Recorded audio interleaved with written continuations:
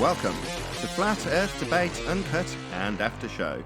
I'm your host Nathan Oakley, and if you are new to this channel, or you've not done so already, then be sure to subscribe, hit the bell notification icon and join button if you'd like to become a Nathan Oakley 1980 channel member and keep up to date with the Flat Earth Debate. If you would like to support the channel, there is a super chat that runs alongside each of these shows while they premiere, and there's also a PayPal, Patreon and crypto link in the info box below the video. Speaking of Patrons, I'm going to do a quick shout out to all of you who do support me on Patreon, so a massive shout out of thanks and appreciation to Cannabear, Adam Price, Fibre Oats, Bogey, Michael Kahn, Rob H, Ben White, Maximum Gravy, John Kays, Patrick Gunnels, Banter, Will Brax, Mel B Styles, Troy Shuker, Maris, Hairy Blade, Mobile Max 777, Neo the One, Lost Cat FE, Rob W, Open Minded, Reese Pound, Del West Watson, Muted, Maria Neelands, Unbelievable Productions, Blue Ridge Ranger, The Real Gabster, Liam Nedrick Jr., Abraham Mohammed, Adrian Quintana, Skeptic936, Life is Short, Texas Mike, and David Wayne Foster. So another massive thank you to all of you for supporting me on Patreon. Now I will hand over to whoever is in Discord and Google so you can enjoy their dulcet tones while I set up for today's live show.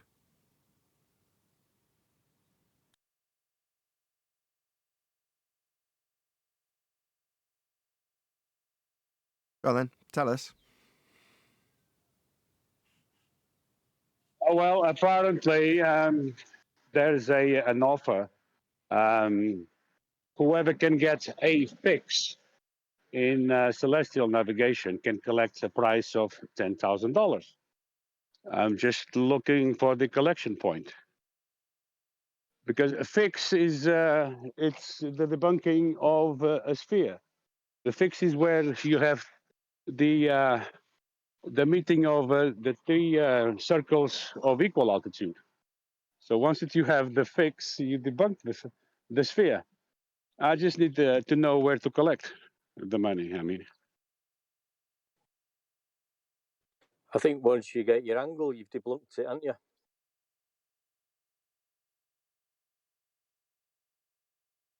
Who are you collecting from? MC Tunes. McTunes? Good luck with that. Listen, they never pay. So, hey, maybe he's different. He did send Darwin a Bible. Well, apparently he says that he has a fix. So if he has a fix, I don't need to do anything. He already debunked the model. A fix is where the three circles meet. Three circles of equal altitude. He's not realizing he's getting it from Flat Earth, though. No, I like it. You kept it simple. I think you deserve all 10,000. Hey, we all get a piece. $1 Oh, each. Look at you. Hey, I'm right there. I'm in it. You're not going to get a dime. Good morning, guys. Hey, Eli. Hey, Eli. I'll stick yous all up. Give me $1. That's what I said. We all get $1. Look, have you guys? I know Nathan has. Have you guys seen the new BMLS V69 video? Yeah. I haven't. Yeah. Explain. Oh, Yeah. Neil, you gotta watch it. You're in for a treat. It does it to me every time to see that horizon not not geometric. You know, I wanted to stay away from saying not where it's supposed to be because I know you've addressed that verbiage, Nathan. But yeah, there's no geometric horizon there. Not if we lived on a ball and it's supposed to be 10 miles away. No, it's not what we see. He's 76 feet above sea level, and so the horizon is supposed to be 10 miles, and he's got like platforms at 20 something miles at max, and the horizon is behind them. And some guy still I think says it's 25 miles, isn't it? yeah. So it's another And black swan then. Yep. And it's clear as day. I mean, it's clear as hell. Clear as hell. Like, I mean, it looks perfectly flat, you know. And So one comment still says it's refraction. So it's Okay, beyond I its don't know. limit. So it's beyond Yeah. its limitation then. For sure. Obviously. Well, he was looking for words to use. I'm just helping.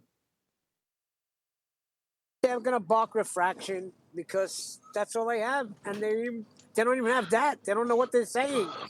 It doesn't apply. Like you can't. They're not. It's non sequitur because they're talking about. It's a concession. They're.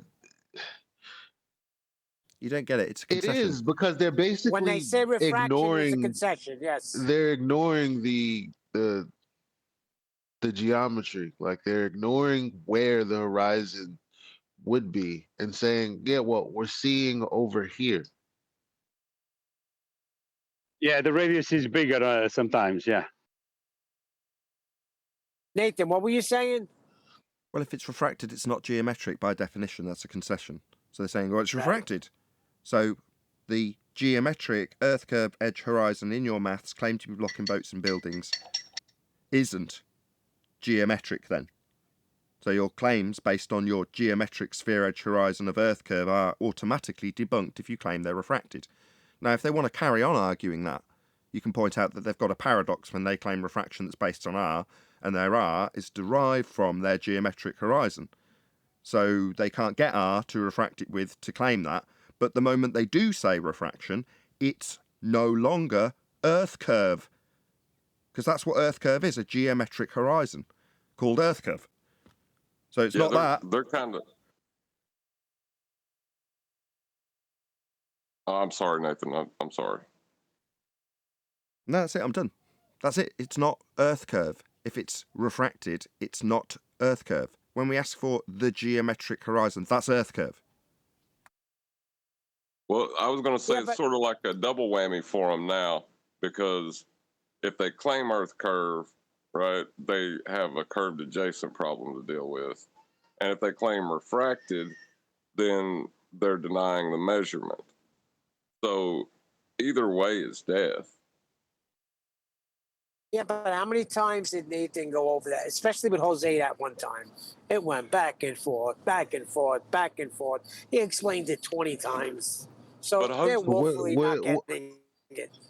What I was trying to say earlier is that effectively what they're trying to tell us is that the geometric horizon has moved laterally, and the cause of that is light phenomena displacing it.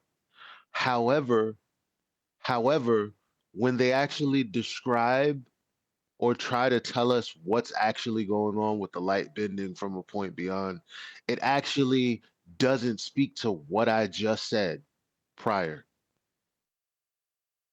at all. And there's a lot of people I've noticed in this subject that speak things phonetically. They're not actually learning the arguments or listening. They're just memorizing responses to give. They don't understand what they're saying. Like Jose, I don't think he comprehended what he was actually saying. No, that's right. We've got wiki parrots as opponents, and below them we've got parrots who will listen to and repeat pretty much verbatim what they feel is the positioning by their guru that they claim defeats the argument. Now, as I've just stated in the case of the Black Swan argument, when they say refraction, okay, so you've lost then. So not a geometric Earth curve edge horizon, not the geometry of the maths. No, refracted, what, with an R that you can't measure anymore? No, that's a paradox if you want to argue further. But ultimately, what you're stating when you say refraction is it's not geometric then. Not geometric, physically measurable Earth curve then. That's what they're saying in concession. But they don't get it. They just hear their guru saying, well, refraction, don't they know what refraction is?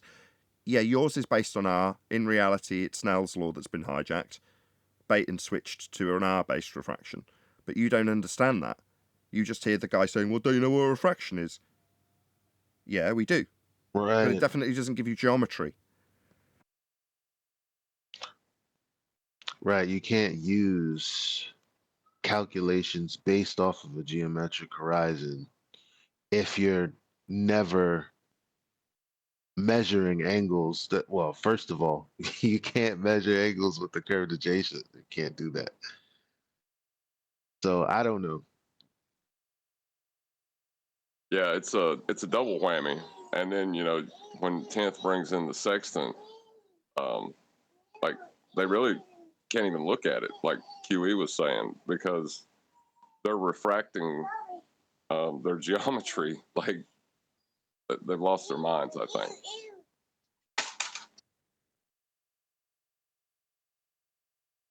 Oh no, this is our problem. But I mean, I think the problem is that's being highlighted is the fact that the people with a lower level of intelligence will look at the surface level of the argument and parrot off the bit that they're being told defeats the argument.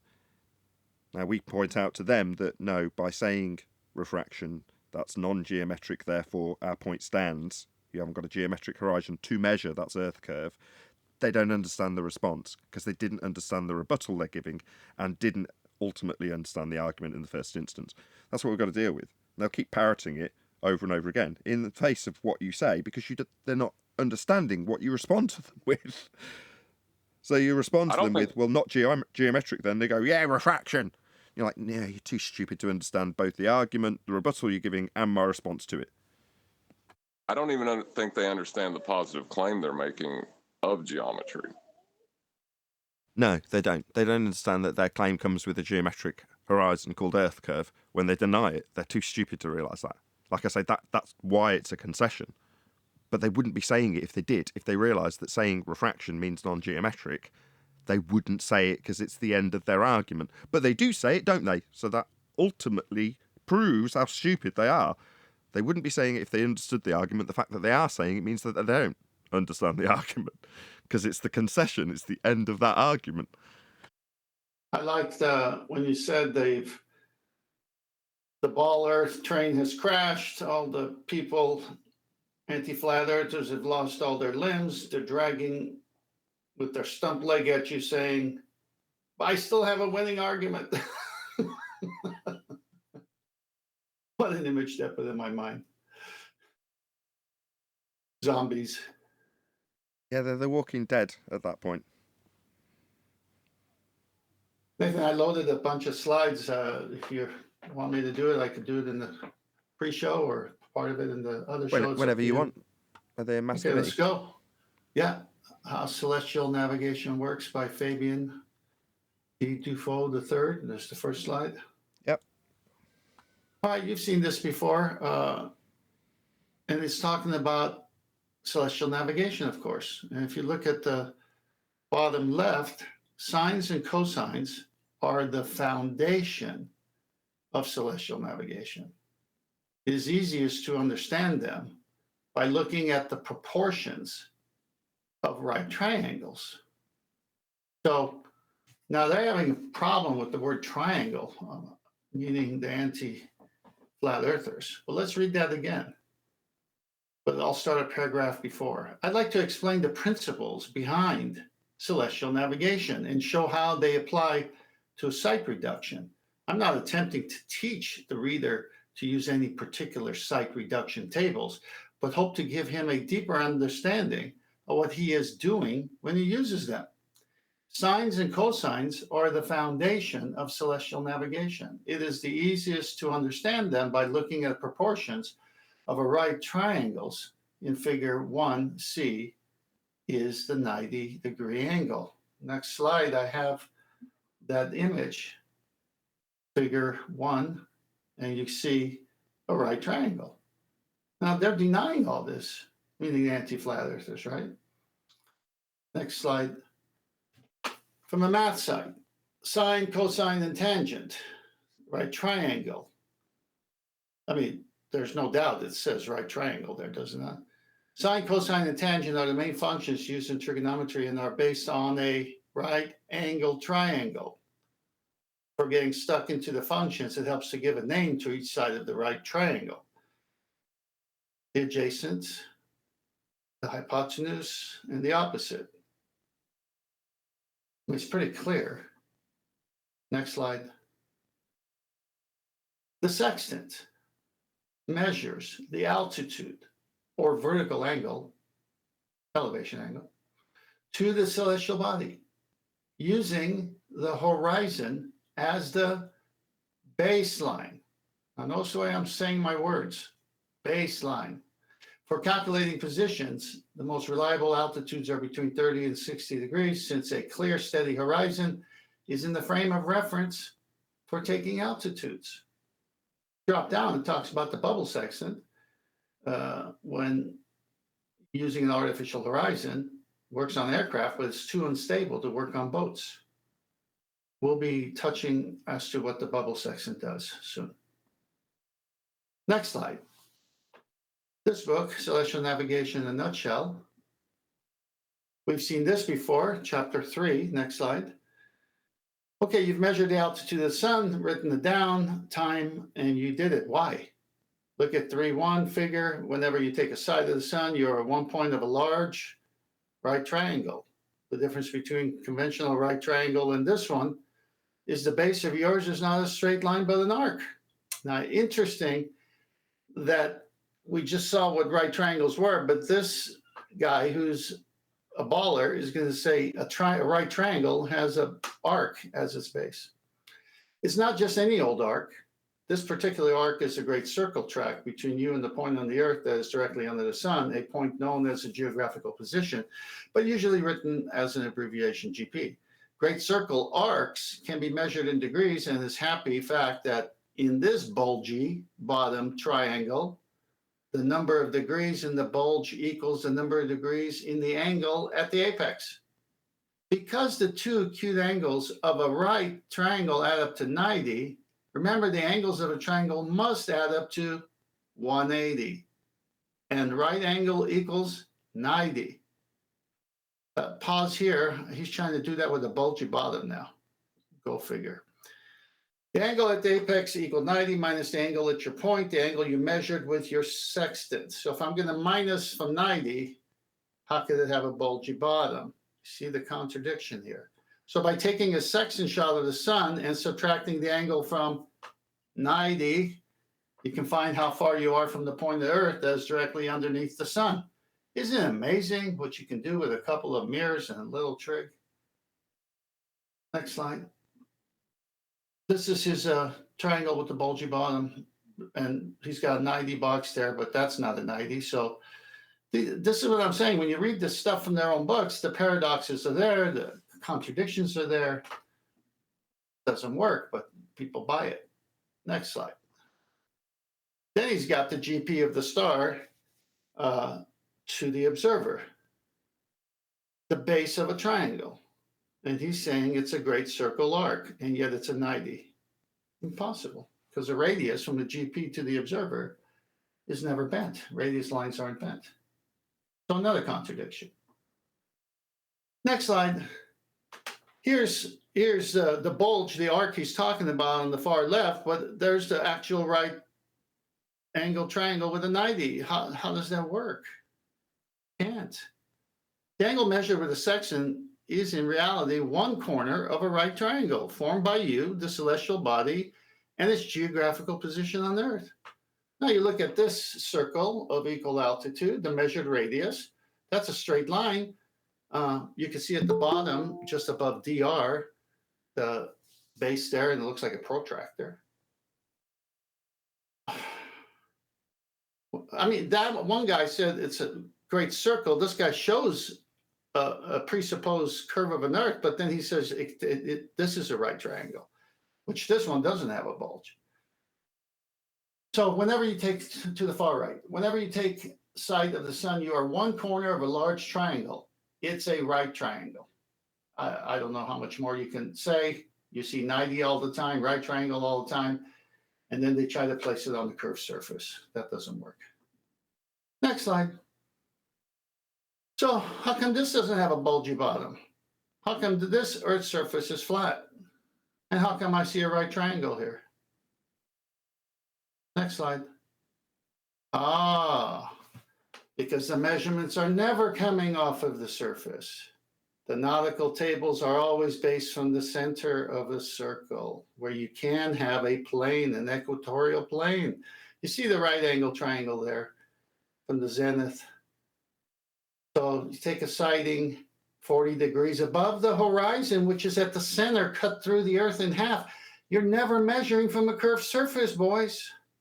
It's always from the center with a cutaway globe. Flat baseline. / never from the center, but they can infer there's a flat baseline to acquire at the center of an Earth that they're never going to get to. Yeah, and then they can draw it out to the star from the surface, celestial horizon they've labelled it in this instance, and you're drawing out to this point out in the sky. In other words, the sphere they've drawn is completely redundant. The star's not sat on the surface of the Earth that they think it is, it's sat out here, infinitely far away according to them and their own literature. Therefore, this bit in the middle, this drawing of a sphere, is completely useless to the measurement. The measurement comes off this line, they've labelled that celestial horizon, and they've got this angle to the star. That's what you're going to be doing. It suddenly stops working when you make a second angle measurement out to one on the left. So let's say under the E of sphere. Well, then you've got to have both of these meeting at 90, and it throws the sphere over the top of it completely out of whack if you infer that that's the ground, because it doesn't work. So it's actually throwing things off. It doesn't work with this bit. It works with the flat line and the infinitely projected out stars. In this diagram, this bit, what's this used for? Nothing. It's not where you're measuring from, for sure. Sorry to interrupt. Carry on. No, it's all right. Well, we know it's presupposed. My whole point in saying this and saying they've never measuring from the surface of a curved surface is because we are measuring from a surface, but it's flat. And then they take that flat surface and they presuppose it at the center of a globe, which isn't real, or else they'd have R. So you see, it's always measured flat from the surface. Then they draw this drawing and say we're getting it from the center because all their tables in Nautical Almanac have it originating from the center, where they can have an equatorial plane, but it's not even there because it's all presupposed, and they got it in the first place from the flat Earth surface. But you can see there's a 90 there that could never happen from a curved surface. It could only happen if they cut the globe in half. Of course, it's all presupposed, transposed. Next. So here's a guy on the boat getting a right angle triangle to that star. And obviously, it's parallel to the ocean. So if this was possible with a bubble section, because the water would be calm, then the Earth's surface would be parallel to that horizon that he's got at his eye line as well. That's why dip correction is done at sea to get geometrically correct to a right triangle. Next slide. Lines of position. If someone said you're 2,400 miles from Paris and 1,800 miles from New York, you'd be in one of these two places where those lines of position cross. A line of position can be based on anything, a navigation aid, a landmark, or the geographic position of a star. So you see two geographic positions of two stars, and where they cross is where the observer might be, one of those two places. If he does a third, he'll know exactly where he's at. That's triangulation, as long as you do more than one circle of equal altitude. But that's 2,400 miles and 1,800 miles of radius, flat baseline. They have this emanating from the center of the Earth that doesn't exist. But first they took it from the surface, then they put it to the center to fool the ballers. Next. Oops, they gave it away. See how it's coming from the center? But the previous picture showed it was on the surface. But you can't have an elevation angle with that curved red adjacent line. That's not an adjacent line, that's a curved surface. So a section cannot work off the surface. Where can it possibly work in make-believe? Cut the globe in half and use an equatorial plane. Of course, you're not doing that, but that's the only place you can get an angle. Next slide. Does this look familiar? This is what's happening. That's the surface of the Earth, the bottom of that protractor. There's your angle measurements.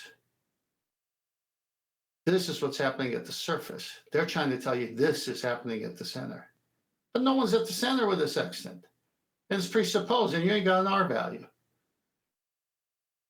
Next slide. I don't see no curved adjacent here.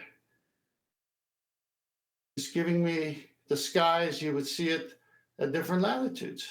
Equator, North Pole, and 40 latitude. Where's the curved surface? How come they don't show it here? How come it has to be flat? Next slide. The index arm slides along the sextant arc. Oh, there's the arc. It's on the sextant. Until the sun is located in the index mirror and therefore appears in the horizon mirror. The arc of a sextant is 60 degrees of a circle. In Latin, sextans means 1/6. Scale is marked along the edge with can determine both latitude and longitude to within 200 meters. Next slide. Navy sight. We'll end with these 3 slides.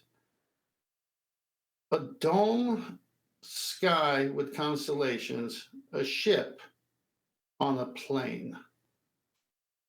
Where's that bulgy bottom? Next slide. Azimuth, horizontally on a plane to get bearing. Where's that bulgy bottom? Last slide. Sextant measured altitude, elevation angle. Yes, it can happen here on the surface of the Earth because it's a plane. You can achieve that right angle triangle, get to GP. Where's the bulgy bottom? Where's the center of the Earth? How come you can show it this way, but then tell us you're doing it that way? How many ways are you doing this? There's only one way sextant works. I'm done. Excellent presentation, 10th. Yeah, it can only work on a flat plane. And somehow they've got to engineer one off a sphere when they haven't got one. And cutting it in half and using the equatorial plane and the dome of the heavens and then just drawing a cursory sphere Earth in between the two and saying, well, this is technically not where you're measuring the angle, but if you imagine the angle's the same as if you measured it on the surface, you would never achieve your fix because all the radii that you calculate with would be curving away from you and they wouldn't give you a radius value, wouldn't give you a circle. Well, the knee-jerk response it seems to be out there is because it doesn't explicitly say that they were wrong about their measurements of Earth as a sphere and it's a flat plane, that it's still a sphere. That seems to be people's cognition so far, from what I've seen. Total delusion. In other words, unless it explicitly says... No, John. If it's explicitly said that they've got it wrong, they'd deny the reference. Currently, they're arguing that celestial navigation's a thing that's done and is accurate. They're arguing against that. So if it explicitly said something contrary to their faith in a sphere, they'd just cast it out. That's correct, because Virus said, show me in words where it says Earth is flat. So, you're right. Yeah, but we did. We took him to the introduction of the reference he gave us. And it showed how you took an angle off a flat surface. Exactly. But he wanted to see words that said, therefore Earth is flat. Are you kidding me? Yeah, and if it did, he'd suddenly deem the reference a flat Earth reference and condemn it and start ridiculing it. That's right. Yep. I mean, anybody in the right mind knows that no mariner has ever got off his ship and cut the Earth in half. I mean, come on. Really? Oh, I thought they were doing that for real.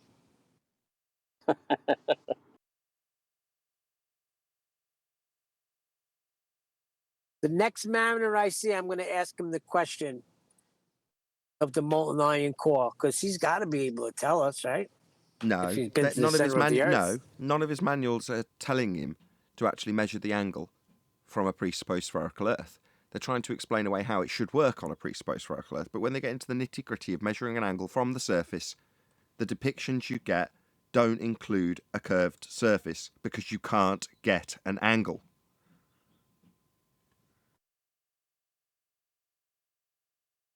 And what's the way they fool them? Parallel sun rays. Makes no difference. You can't measure an elevation angle if you've got a curved surface. Doesn't matter how they explain the angle after the fact. Well, here's the angle we've measured. Look how it works with parallel light coming to the centre of a sphere Earth. No. How'd you measure that angle? Let's not get hung up on that. What, the fact that you had to measure it off a flat plane?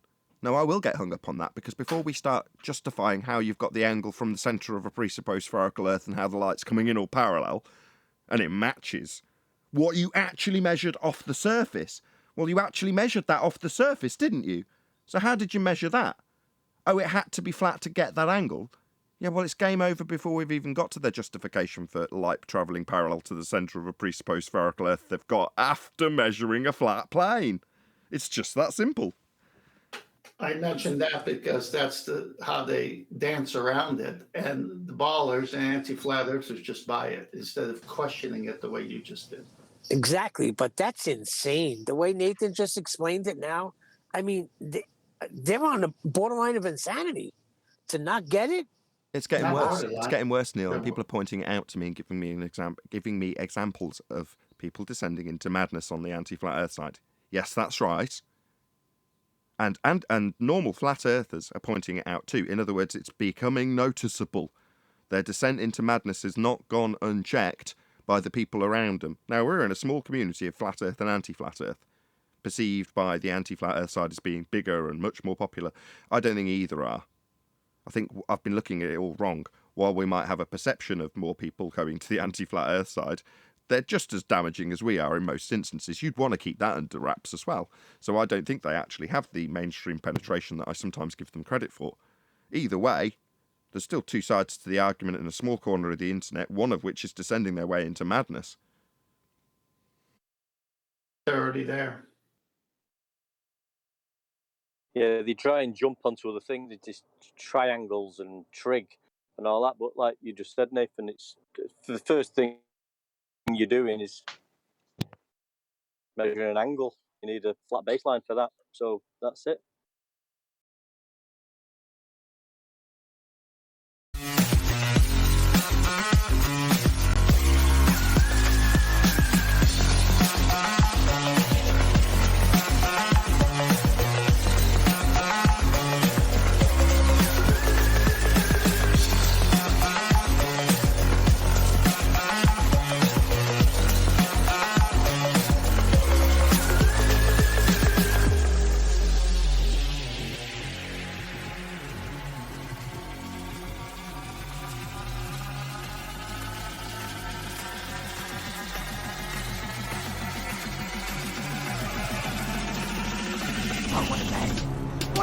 Welcome to Flat Earth Debate Live.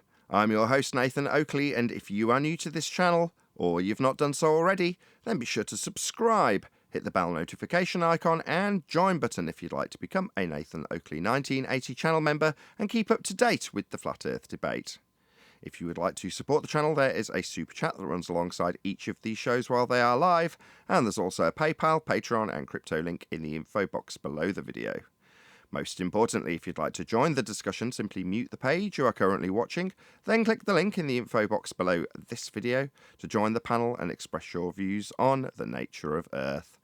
If you do join, please don't swear. If you do, you'll be ejected, and if you are, please don't try to rejoin the stream using sock accounts. You'll be warmly welcomed back on the next stream. Please also share the show on social media. Sharing the show obviously increases the live audience, but this in turn increases the chances of a more diverse panel, so please share the show on Facebook and Twitter. Now, we are joined by Father of a Stolen Child, Neil, 10th Man, Eli, Brian's Logic, and a whole bunch of people in Discord, so welcome one and all. Morning, morning. Hello. Hey, good morning. What's happening? So we're going to have a subtle alteration to one of the housekeeping questions, which is a relatively new question. Formerly, any evidence you can acquire an elevation angle from a curved adjacent will now be any evidence that you can acquire an elevation angle from a curved baseline. So the inference with curved adjacent is that you're going to be utilising the trig, I use my words carefully, of celestial navigation in order to acquire your position. That is done after the fact, i.e. your acquisition of the elevation angle in the first instance. That's just two straight lines meeting at a vertex. No triangles at this stage. That's a flat Earth measurement. Can only be done on a flat Earth, can only be justified on a flat Earth. If you think you're on a sphere, you'll be justifying the angle measurement from the centre of an Earth that's spherical, cut in half to give you an equatorial plane to measure that flat Earth angle from. Nobody's standing at the centre of a sphere, and your justification for it is pathetic. Meanwhile, we actually do measure angles on the surface. Elevation angles prove the Earth is flat. Thus forth, every time we ask the question, it will be asked as follows. Any evidence that you can acquire an elevation angle from a curved baseline?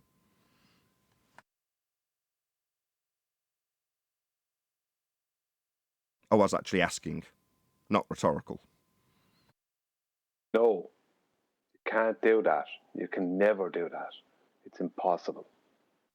If you have a good baseline, it might cause a rift. So in the pre-show, we were looking at the claims of this great circle and then the depictions that they describe with 90 degrees not matching their description of having a curved baseline. In some of them, they superimpose a flat line over the top or underneath their curved line to make it clear that you're going to have to use 90 and planar trig in order to do this. But the measurement in the first instance, once you have progressed beyond the flat Earth angle you are measuring to do any of this, is trig and triangulation. However, we don't need to go that far because you're going to start by measuring an angle off a flat plane. You will, we will, everyone will. And you trying to force it to the centre and justify light coming in parallel comes after you've measured the angle, doesn't it? And we will get hung up on this because it proves Earth is flat. Any evidence of a physical geometric sphere edge horizon formerly known as the curve of the Earth?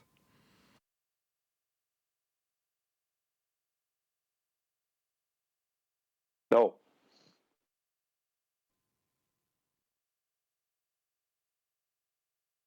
Again, we were discussing this in the pre-show. As soon as you bark refraction as a response to the black swan argument in regards to the physical geometric limitation formerly known as Earth curve, you are essentially conceding that we don't have Earth curve geometry. Crypto Al, did you want to add something? Crypto Al?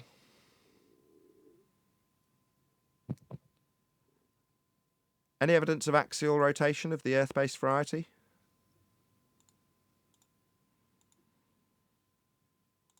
You're going to need a couple of things for that. You're going to need an R value, and for the R value, you're going to need a flat plane.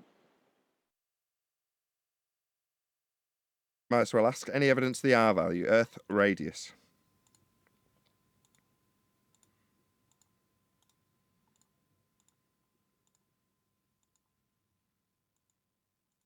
Well, isn't this going swimmingly? No. No, there is no evidence for the R value. There will never be evidence for the R value. If you want evidence for the R value, you're going to have to do flat Earth elevation angles to Polaris. That'll give you a dual R value because and the numbers will match exactly what the globe says.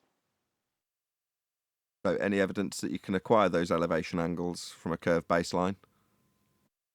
No, that can't be done. So to get R, you need a flat Earth angle. So to get R, you need a flat Earth angle measurement. Can't have a curved baseline. Yeah, you have to back engineer it from flat Earth elevation angles to Polaris. That's how you back engineer the globe. It has to be a back engineering from reality because it isn't reality itself. Or to put it another way, the globe model is a derivation of a flat Earth measurement. Yes. Read it in wheat, boys and girls. Your globe claim for a flat Earth. We always knew it. We just thought it extended to things like Google Earth when they showed the elevation profile as completely flat with no curve. But no, all of them do. The entirety of the model has been derived by measuring a flat plane. You couldn't get to the claims of a sphere Earth without a flat plane to measure in the first place. That's got to be such an insult to them to know it all derived from a flat plane. But you could, of course, deny triangles and things like that. Share your pain. Any scientific evidence of gravity?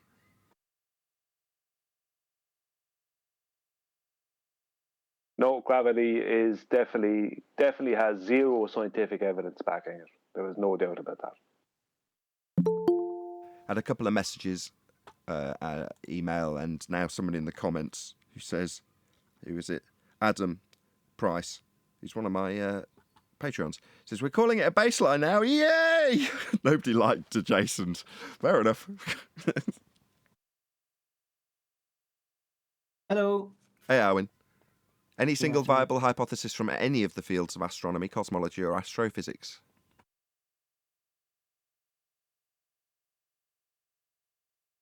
No, they have effects that they observe.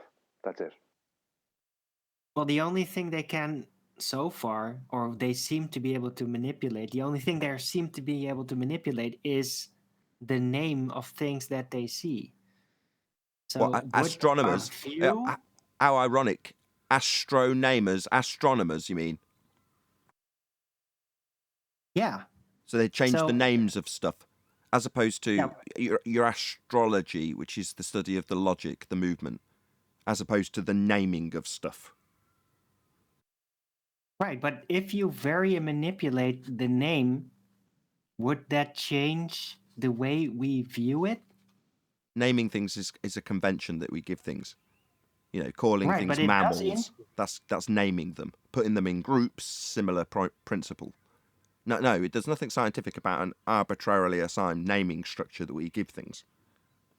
But it does have an influence on the mind, though, right? The name that we give things colors the way we look at those things. Oh, absolutely. You can take things like the taxonomic classification system, an arbitrary assigned naming structure for mammals, fish, all those sorts of things, and you can work outside the confines of that naming structure to infer that one species, arbitrarily assigned title given by us, has changed into another species, arbitrarily assigned named by us. We can work outside that confine and say, look at this. This is evolution. I've named this thing X and this thing Y, and I say that X turned into Y over time. Why? Well, because I arbitrarily assigned X as X and Y as Y, and I'm saying that one changed to the other with the passing of a massive amount of time. Just working outside the construct, working outside the convention. So the convention being the taxonomic classification system, working outside of it, giving you evolution. Shout out to Mike808 for the super chat. Really appreciate the support, my friend. Thank you very much indeed.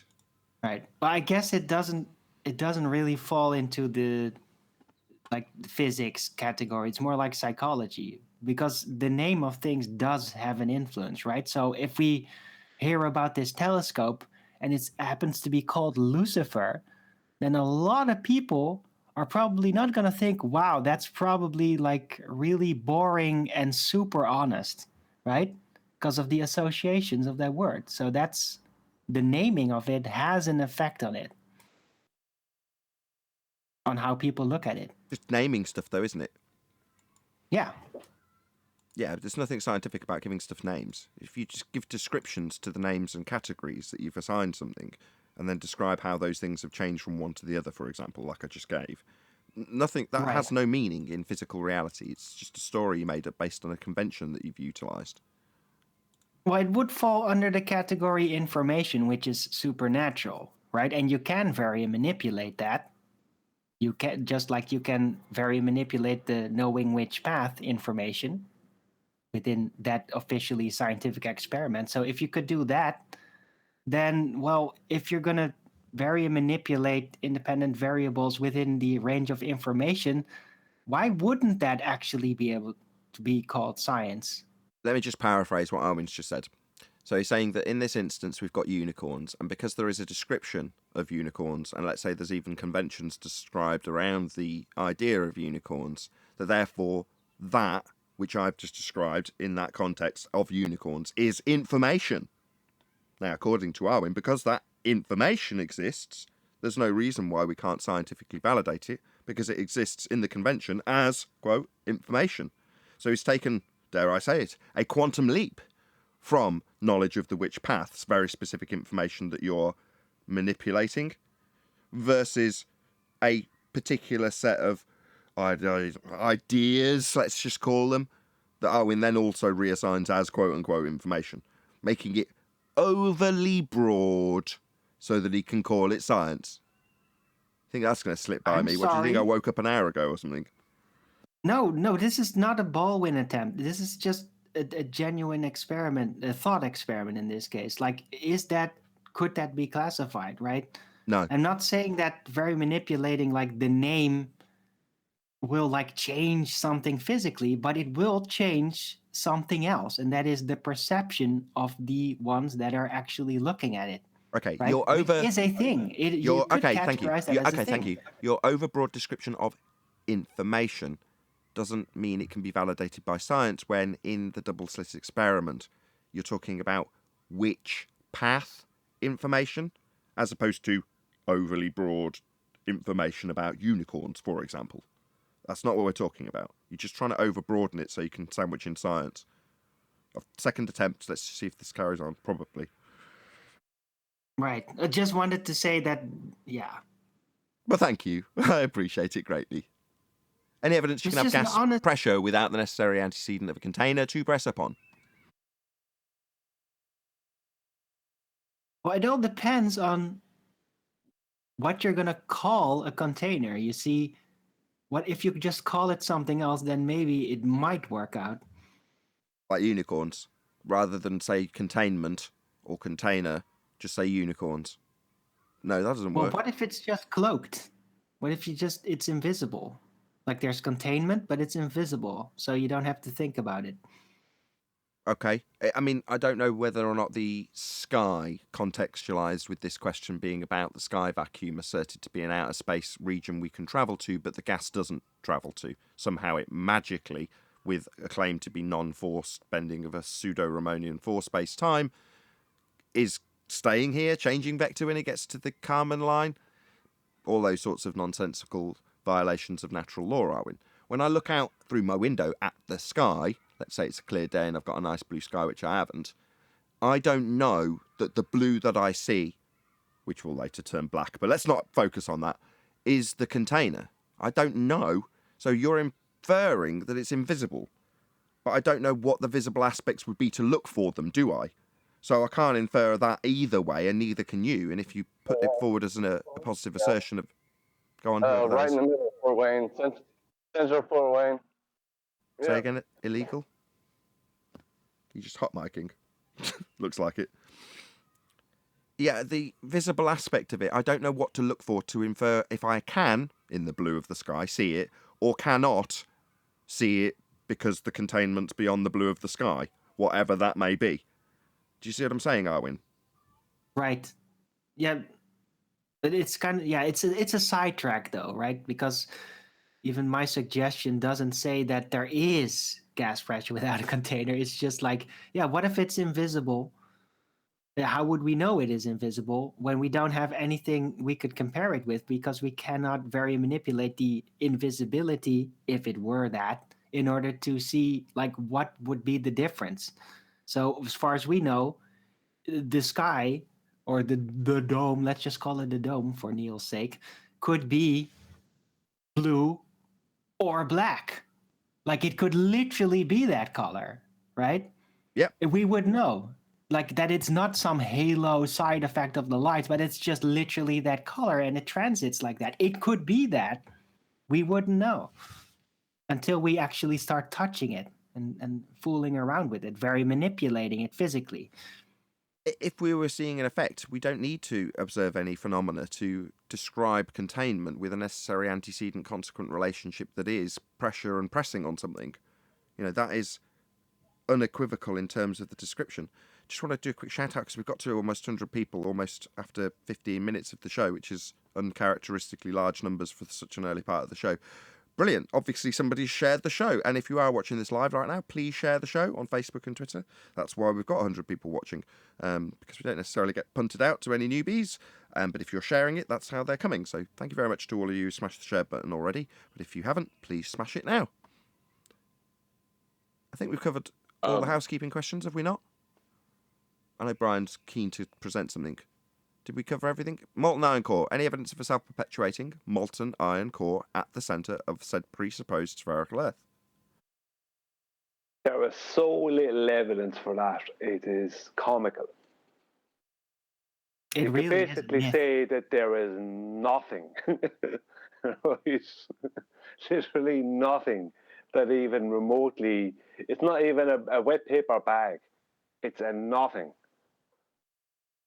It is a pure myth. It is. What do you got against wet paper bags? Well, they are something, aren't they? They are something. I still wonder though if the concept of it, not for pragmatic purposes, but for ironic purposes, was originally based on the idea that it's hell, right? What is hell? A giant fiery place. Well, what are we going to make? What is underneath us? The core. Well, let's make it into a fiery prison. It's just molten iron. What could be hotter, right? Oh, it has to be iron, though, because of magnetics, even though that makes no sense. And yeah, but I think that they did originally design the concept around hell, like the classical Catholic idea of hell. What do you mean Brian Catholic? goes, Roman Catholic. I said Catholic, Neil, for crying out loud. I specifically said it just for you. That's right. Such a hot topic. Well, Catholicism means universal. Oh, sure, right. Let's stop this Roman immediately. No, Catholicism stop. means Roman No, Church. not having it. excuse me, Brian. excuse me, I have something Brian's else. waiting in the wings to do a presentation. I just want to point out that every single time I see Phil Bell in the chat, he immediately begs for a sphere Earth. So he's coming talking about atmosphere. Atmo what now, Phil? Beg for me, Phil. Beg for Well, me. he can go to a thrift shop. There's a bunch of used globes on sale. He's a beggar. Give him a sphere. I've got atmosphere. It's all sphery. Beg for me. Okay, Brian, in your own time. Yeah, I just want to present two things. Firstly, this thing here. Can you all hear me pretty well? You can. Right. This Yes. here is the globe, right? This is a cross section through it, right? So this is what I'm showing here will be the North Pole, right? This is our observer at the North Pole. This is that observer's zenith. This would be his 90, his or her 90. This here would be the equatorial plane here, right? So between this point here, and if you come around to there, right, or this point and around to there, or any of these four sections, on the globe Earth, this is north, this is south. So on the globe Earth, any of these four sections, the externals of any of these four sections here will all be 5,400 nautical miles. An observer standing here, looking directly up at the zenith, right? Right, can take an angle measurement. I'm just going to get another one here. Just 1 second. Can take an angle measurement to anything up from here, right along and right down, and take down. Now they can't take an angle. They can't make an elevation angle, but they can put an angle line right to something in the sky, right down to where this red arrow is. That is the extent of it, right? They can't go any further than this red arrow because they can't bring. If they try to bring this red arrow any further, not only would the curve of the Earth of the globe Earth get in their way, but then when they bring that down, it is not a 90 anymore. So it goes past what is their 0 point, right? Because that's the 0, right? 90, right? The angle comes down to 0, right? So they can take an angle line, right, to anything in the sky, and then take a different angle line to anything and a different angle line to anything, but it gets to 0 eventually. But the problem is, this is where the star would be at 0. Now, it doesn't matter how far away you move the star, right? That's where the star is for them, for their 0. After this red line point, they can't do anything. They, first of all, they couldn't see the star, right, correctly, even if it was far away, because it's going to be starting, even if it was far away, anything that goes past that is no good, because you're going past 90. So you can't even use 90 to 0, because you'd have to be looking down at something. If there was another star down here and far away that you could see, you're looking down past it, what would be 90, number one. But number two, the curve of the globe Earth is going to get in your way. So you have a limit, and your limit is 0, right? So 90 to 0, right? But this here right? I'm just going to change that color to red so it can be seen. So this here, this red circle, that is the GP of the star, right? And this is an angle from the center out to the star. So I'll just make sure that so there's no messing. That is the GP right there of the star. Now, so an angle from the 90 down to 0, that is 5,400, right, minutes of degree. Now that's supposed to become 5,400 nautical miles on the surface of the Earth.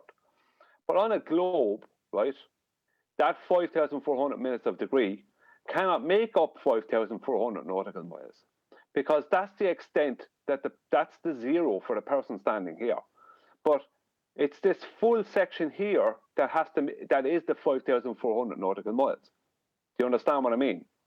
This full section from what will be the North Pole down to the equator line, that is 5,400 nautical miles. But the furthest this person can see is to the zero, which is here, right? And they can't bring it.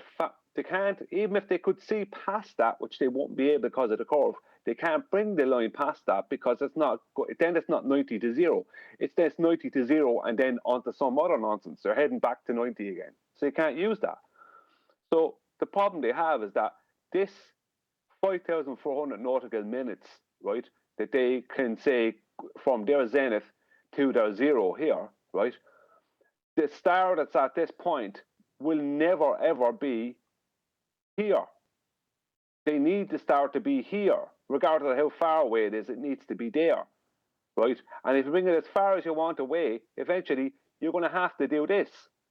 That's what happens. You're going past the 90. You're going past the 0. So the point is that they can never see the star that's down here, regardless of how far it is. They won't be seeing it. The curve of their globe will get in the way. So they end up. That's the star they can see. So they can never match the zenith distance, the co-altitude distance. Not that, right? They can never match it because they have diverging zeniths. They can never match that correctly with the distances that has to be along the surface of their globe.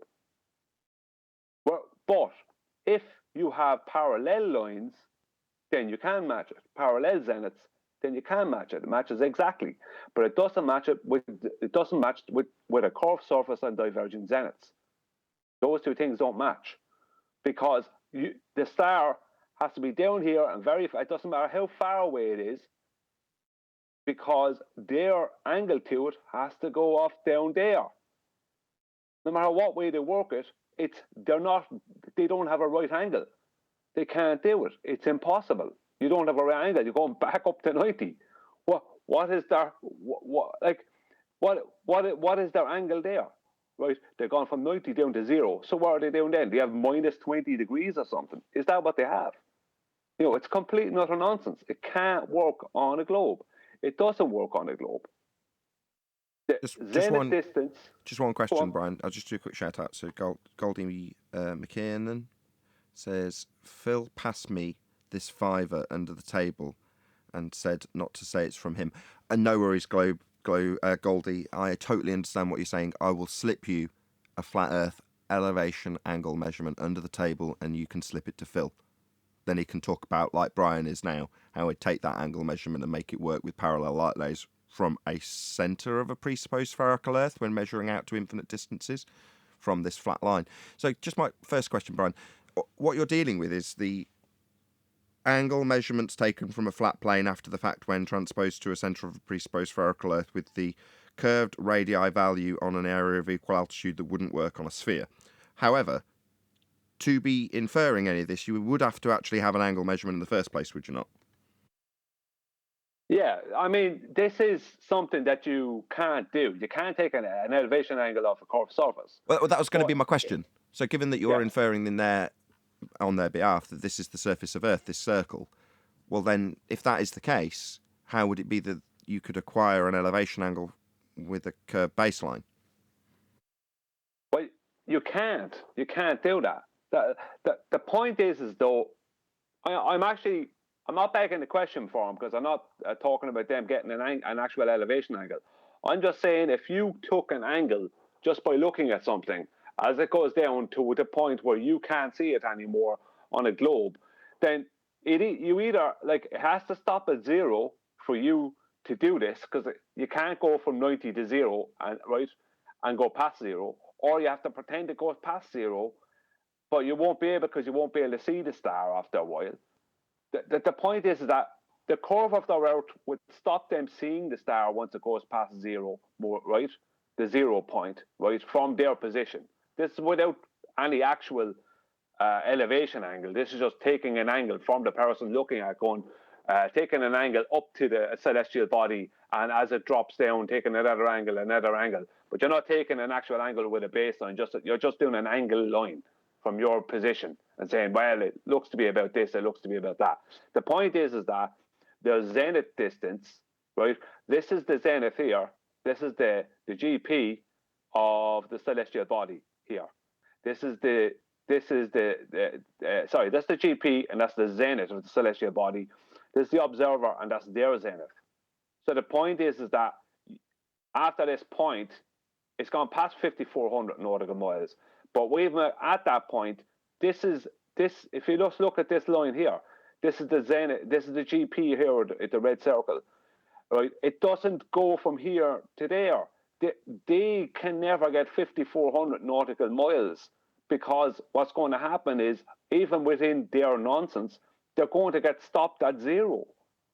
They can never get 5,400. They can get 5,400 minutes of degree, but they'll have the diverging zeniths will never match that distance along the surface of their globe. And the diverging zeniths will prevent them from ever getting a fix from 3 areas of equal altitude because of the diverging zeniths. You've got to have them all at 90 degrees. Quick shout out to Godzilla37, who says, Phil says he can easily prove the globe. He must have been holding out for the last 5 years, but now he has it. Well, there we go. I'm sure he'll let us know exactly what he's got. All he seems to do, as far as I can tell, is beg the question. But there we go. Thank you very much for the super chat, Godzilla. Are you done, Brian, or is there anything else to add on this excellent bio? Yeah, there was something else I wanted to share in a second. But does everyone understand what I mean by this? What I'm doing here? Yes, I understand how it doesn't work. Can't compute. Yeah, you can't match the zenith distance, the zenith minutes of degree, co-altitude with the surface on a globe. It doesn't work. That's the main point of this. Now, I'm just going to share a second thing, and this will be stop presenting here, and I'll reshare a different window. This one, just quickly. Okay, I should be sharing now.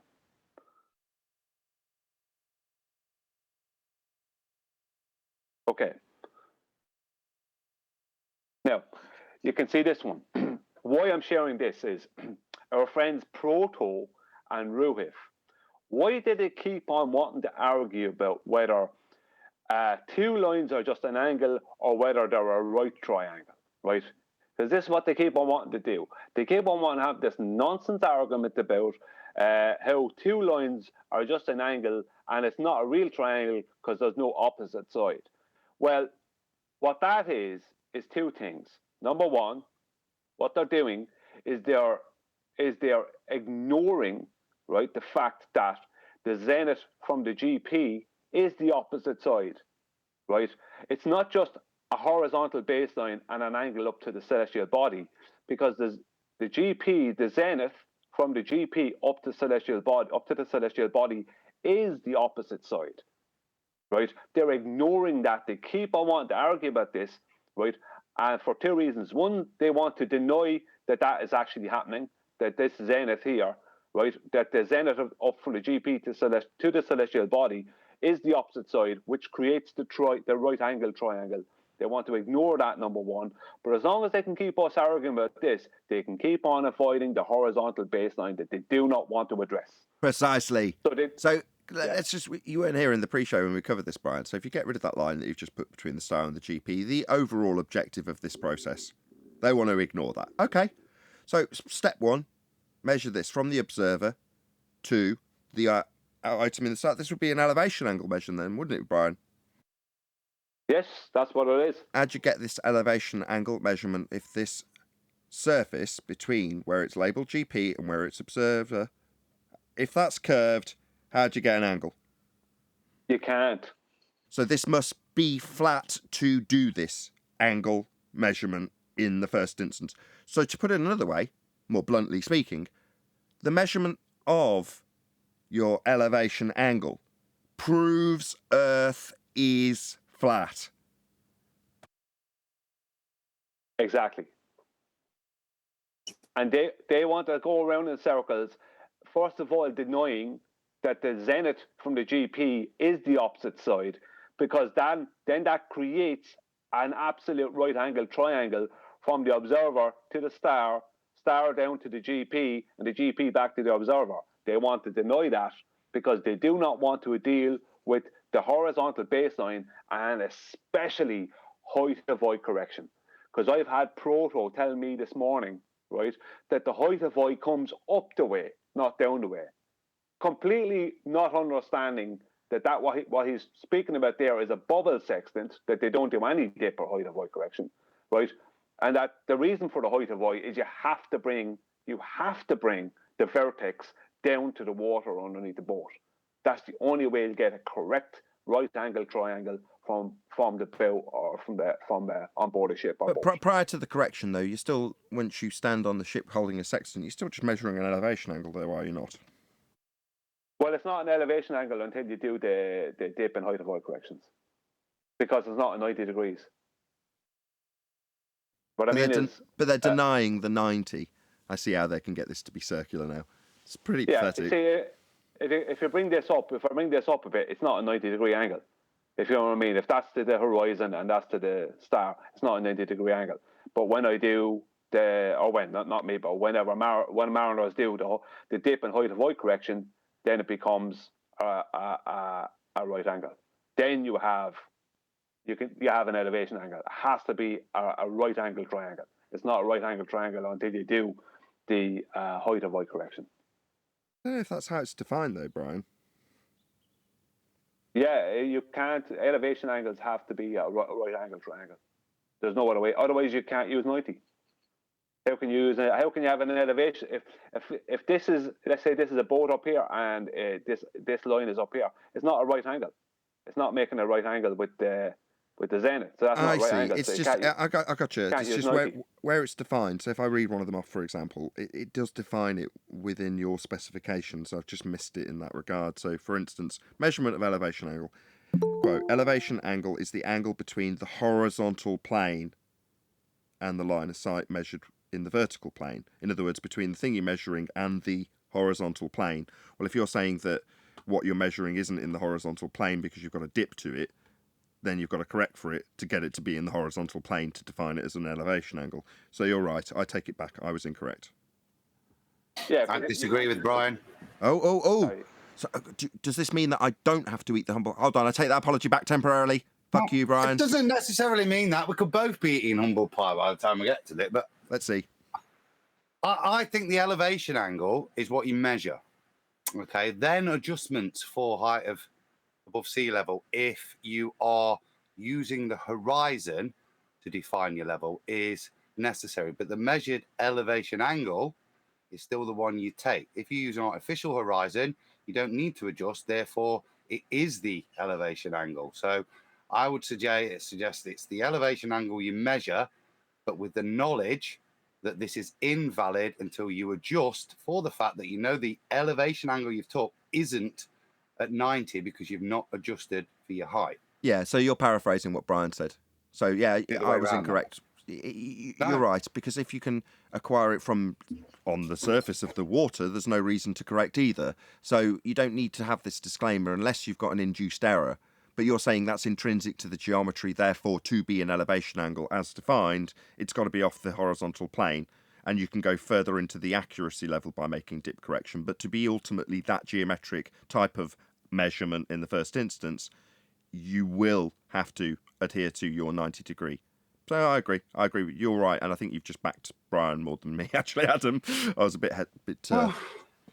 It's a funny one, isn't it? Because I think I can see it either way. Because certainly if we've got an artificial horizon, there's no argument. It's the same thing. Okay, well, let's put it this way. If there is an induced error in your measurement, what are you correcting to? Flat, horizontal. Flat. Right. Horizontal specifically, Indeed. not just flat. Yeah. Right, but you can't acquire that. as You Brian can't says, we're acquire that making- or correct that if the surface is curved. That's the bottom line. That's the argument. We have the knowledge that if we're going to have to do a dip correction, we know that the elevation angle we're about to measure as accurate as we can will not be accurate because of the induced error of observer height. So we're adjusting to ensure that from ourselves to the GP, we have, as Brian says, that 90 degree. That's the purpose of the adjustment to the elevation angle. See, I still Exactly. agree with you, Nathan. Right, but so when it's you an make the adjustment to- adjustment, if the adjustment is to correct for a curved surface in actuality, the maths doesn't match, which was what Brian's presentation was initially. Well, what I'd say is with the bubble sextant or an artificial horizon, there is no need to correct because you do have your horizontal then. But you don't have your horizontal when you're using the horizon, the visible horizon from a boat. You don't have your 90 then because you don't have the horizontal. And that's the point of the dip and height of void correction is to get the 90 because you need the 90 to know the zenith distance, the co-altitude distance. Ryan is 100% right. Go to Master B, put up the article I just put there. Oh, 2 portions of pie being served up. Love it. I'll share. I Altitude love the correction detail for of what we're sextant arguing over, sites. though. Got it up. Go ahead, 10th, in your own time. So the corrections made to the height, sextant, altitude are necessary because the mathematical premise of celestial navigation has the observer taking the sight to the center of the celestial object from the center of the Earth. Haha. Since we cannot physically replicate that, assumption, we have to factor in some additional corrections. Here we go, Brian. I won't spend time here discussing the dip, height of eye, or the index correction made on sextant. Suffice it to say that the dip correction is always subtracted proto-tad and is dependent upon the height of eye of the observer over the visible horizon, just like Brian is saying, to get it to true 90. What did proto-tad say, Brian? It's you don't subtract. He said the opposite, right? Yeah, he said the height of eye comes up, not goes down. Well, I could list 20 of these that say it's always a subtraction, including from the practical navigator Bowditch himself. I can share something in a moment. Sorry, thank you. No, they're a bunch of liars at this point. It's nonsense. Go on. You're doing great. Yeah, I can share something there in a moment. It's a video I shared in Master B there earlier, or the War Room earlier. And this video, the guy is a well-known guy. You'll know him. Is the Maryland School of Sailing guy, and he goes through height of eye in it. Now it's a bit ridiculous what he shows at first, but I won't play it because I don't know if you get a strike, Nathan. I just get it chewed up there, and I'll be with you. If you can paraphrase your way through it, that'd be ideal. Unless you can't. Yeah, I can do that. I can paraphrase my way through it. Depends. Right. That's why we're waffling. Have you got a picture somewhere of the log that we'd use, where we go and take our sextant and we write the measurements down? I'd just like to see because then after that we do dip. So I'd like to know what that angle measurement is defined as within the workbooks that we're taking. If it's not the elevation angle, what it is defined as if we're going to adjust it, or is it defined as the elevation angle with adjustments? Have you got a chart? I'll go look for it. Yeah. Thank you, 10th. Wow, this is slick. Okay, Brian, I've got your video. If you can just scroll through it as opposed to play it, though, and paraphrase, that'd be brilliant. Yeah, I won't play it. I just show the diagrams. I only need to show 2 diagrams. So here he's showing, obviously, this is supposed to be the globe out. But here he's showing your visible horizon, which is a horizontal, and your location here. There is the lower limb of the sun, and this is the HS, right? So he's showing this is what's happening here, but he then shows to this. He shows, but we have a problem. And he goes to this, height of eye, right? And he's talking about how this red line here is your visible horizon or the dip, right? Now, this is the geometric horizon, so he's after using here. It doesn't matter. It still makes the same point, right? So he's showing that the height of Y has to be corrected, right? So what happens is to this end, just like we've shown before, this is from the Maryland School of Navigation. It's only out the past 3-4 days. This comes up to there, and this other part of the red line comes down. So you can use this, because he points out that the HS is from here to here, which is not correct. This dip correction subtraction there, I said subtraction, right? You subtract that up to there, and this brings that, like a seesaw, this end of the line comes up to there, and this end of the line comes down to the surface of the Earth. This here then is your required horizon, then that between here and here is your HS. So that's the dip correction and height of Y correction. As you can see, it's brought down, that's brought up, subtraction. And he goes through then the tables of how many degrees you have to subtract off for, let's say, if you're 8 foot above or 10 foot above the water. But there you go, that's from the Maryland School of Navigation. Stop. Just a quick question. Are you there, Adam? Yeah. This line that you've got, it goes in this diagram from where it's labelled height of eye, and then it's got a picture of your triangle eyeball, and then you've got this line down to the, quote, visual horizon.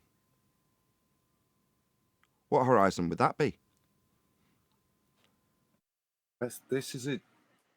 According to the diagram, what they're claiming, that's a geometric.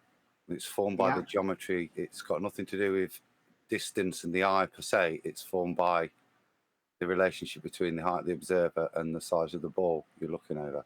So it's a geometric horizon? Oh, yeah. Totally. Yeah. Oh, right. We are not going to see the geometric horizon, end quote, plan a walk. New quote, the rumpus. The geometric horizon only exists in the maths, end quote. New quote, AB Science. We are not expecting to see the geometric horizon. So I'd like to know why in unholy hell this is labelled as visual horizon when it's something that we do not and cannot and wouldn't expect to see. Why would they call it visual? Do they not know that we can't see this geometric horizon they've labelled as visual? I mean, what is it? No Atmo Day? Yeah, you cannot use a visual instrument to measure the geometric horizon. But according to this, it's being measured as the geometric horizon to do this maths, Alvin. This is a bit of a problem. It reminds me of the problem that Ruhif has got, Adam, which is why I introduced you to this.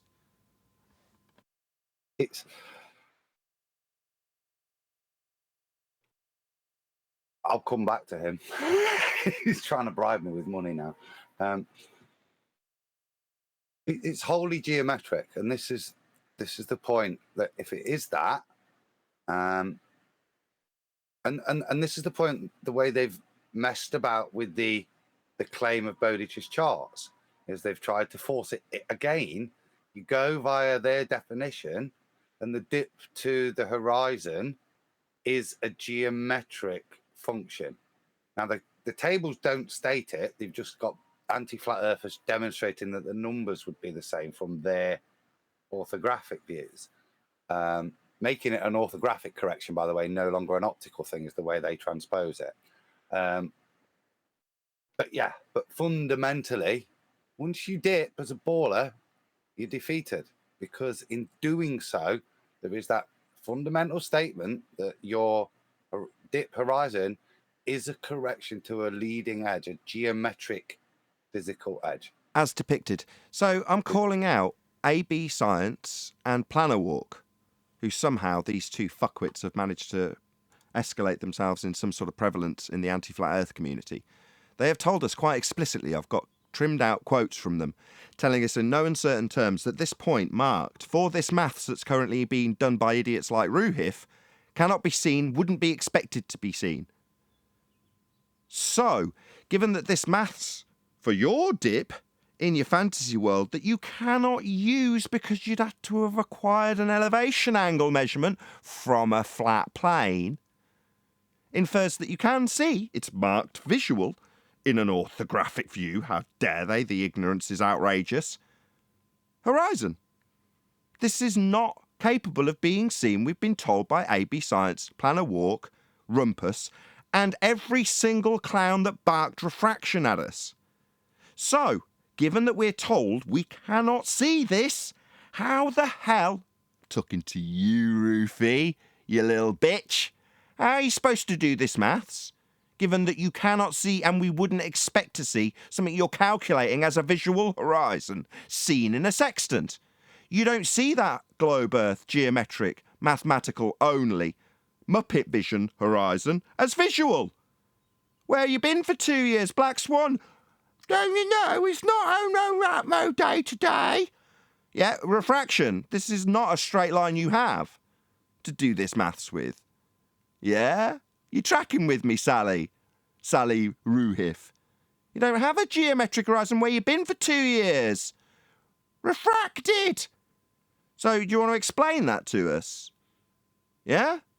And then you can explain, once you've got around it with you begging the question, use of an elevation angle taken from a flat plane. I'll ask you how you got the elevation angle from a curved baseline.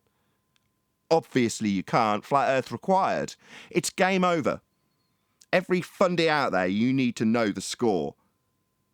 You don't have a geometric horizon anymore. That's Earth curve. If it wasn't blatantly obvious it was game over in 2020, then it should be now, because you're trying to utilise the straight lines you got from that Earth curve, and you've told us for 2 straight years how bent they are. So you can't even do this geometry to get around how you'll use a flat Earth angle measurement. It doesn't even work after the fact, because you immediately revert to a straight line geometric horizon you have yourselves debunked. Refracted, right, dickheads? It's completely game over. Game, set, match, checkmate. You've got nothing. Yeah, all these lines should be bent, really. Yeah, what is this? No Atmo Day? Yeah? I mean, should I play a few clips from Plan a Walk telling us that we're not expecting to see this point that you're calculating with in Muppet Vision, that we definitely don't see it in? I mean, what is it, 2017? Why are we still presenting things with height of eye? Oh, right, so we're talking about what comes to the eye. Well, I don't see the side of my own bloody eyeball ever. I certainly don't see the side of my own eyeball and a visual horizon that's a single point. This is a horizon, is it? This single point in Muppet Vision? That's not a horizon. That has absolutely nothing in common with a horizon whatsoever, and I never see my own eyeball when looking at a single point horizon that doesn't exist ever. This is all nonsense. I would like to point out that in my kitchen, the required horizon and visual horizon is the same point. We only have one horizon, and the horizon in the begging the question proof of nothing perspective hijacking Earth curve calculator was, prior to the Black Swan, geometric. It was a physical limitation called Earth curve that used to block boats and buildings with its physicality. Now we are told, at nausea, it's not Earth curve, it's refraction. Non-geometric, bent line, not capable of doing this maths. It is game, set, and match, checkmate. No longer a sphere. You require a flat Earth angle measurement to assert that you're on a sphere. It's absurd. If it's not visible, then you can't dip to it, can you? No. If you can't dip to it because it's non-physical, non-geometric refracted, then you can't get around your after-the-fact use of a flat Earth angle measuring technique that uses a flat plane to measure an angle to explain how you're dipping to a geometric horizon that you cannot see. But then what are you adjusting to? If it's not to the ball and the ball's not where it should be, so you're therefore not lining up. You're lining up to a refractor point, which will move every single day. Therefore, this point of adjustment throws you off. It's no longer establishing a 90. It's just throwing a random number in each day to pervert your actual reading. Because if it's no longer making you level, because you're on a ball and because it's moving every day, and fundamentally, as they claim, it's not actually visible. What are you aligning to make the adjustment? Is the point? It's nonsensical. They're aligning to an optical position we know as the horizon. It's the not actual location, non-physical location, where the sky appears to meet the ground or sea. That's no good for the Bowditch's tables in the ball Earth claim. They claim it's a geometric thing, which is why it's a relationship between height of eye and the geometry of the surface. Black Swan. If the Earth was a sphere with a radius of 3959 miles, and every distance to that geometric horizon could be measured only at 1.2 times the square root of the observer's height in feet, and the distance to the horizon in the Black Swan imagery is in excess of the Earth sphere geometry, claimed to be a sphere Earth with a geometric horizon. Therefore, we do not have a geometric horizon confirmed by our own opponents. Refracted. That's non-geometric, non-physical. Bent line to a non-physical position, not Earth curve anymore. This diagram is actually, even though it helps us, it's still a train wreck, because just go to his other diagram there. It's fundamentally begging the question. You're on a ball, Bri, isn't it? Yeah, that's what it is. Like this is begging the question. He's on a ball up to a point still, right? This is your visual horizon, and it's a straight line out. But then when he goes to this one, his visual horizon is down the way. But then he has this dip correction subtraction, right? But what he's subtracting from is his actual line to would be his line to his visible horizon is down, and his line to the sun is up, right? But that's not a 90, it's more than a 90. So he's subtracting it to create a 90 by bringing the height of eye down. You know what I mean? That's what he's doing. He's creating a 90. And all this is purely like this big correction down here. And I'm sure there's tables in there. I think there is tables in there for the basically a correction from the geometric horizon. But that this geometric horizon doesn't exist.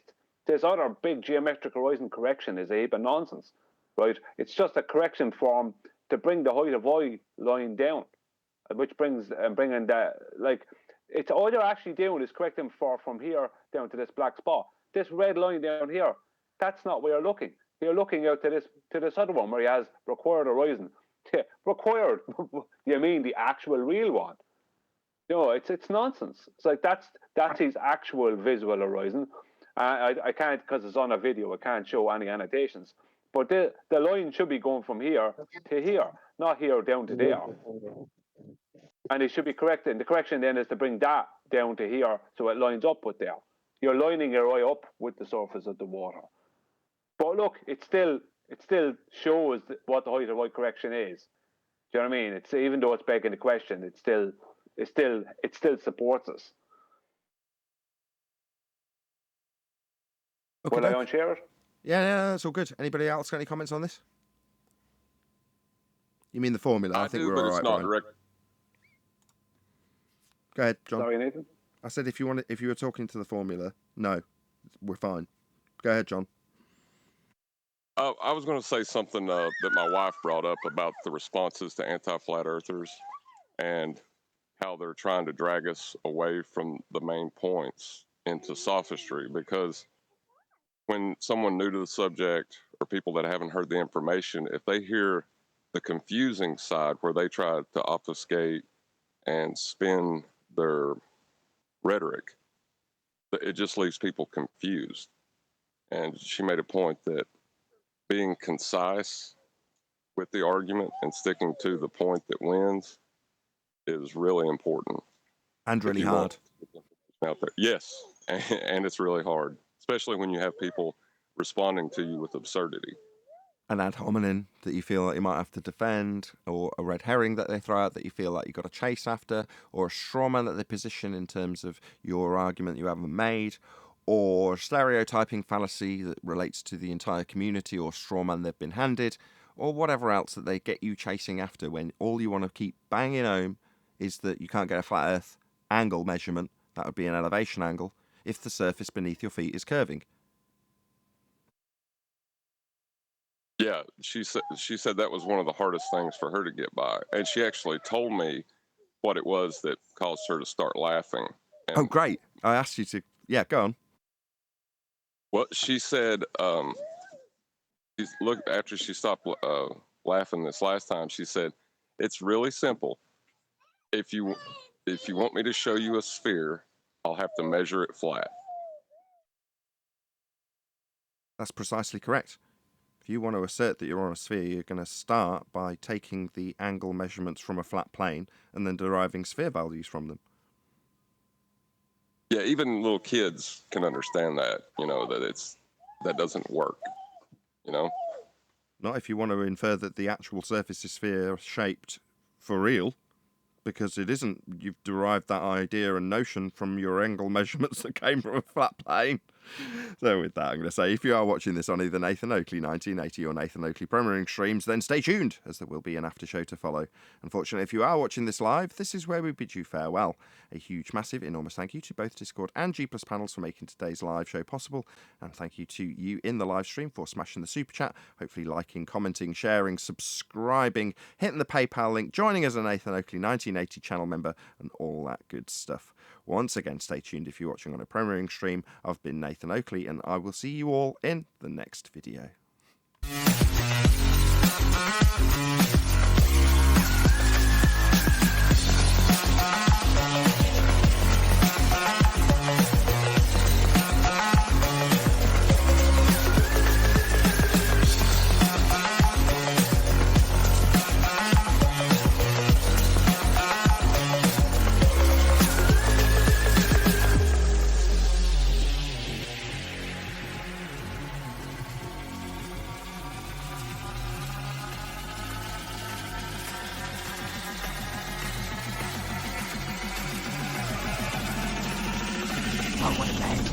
What a lovely day!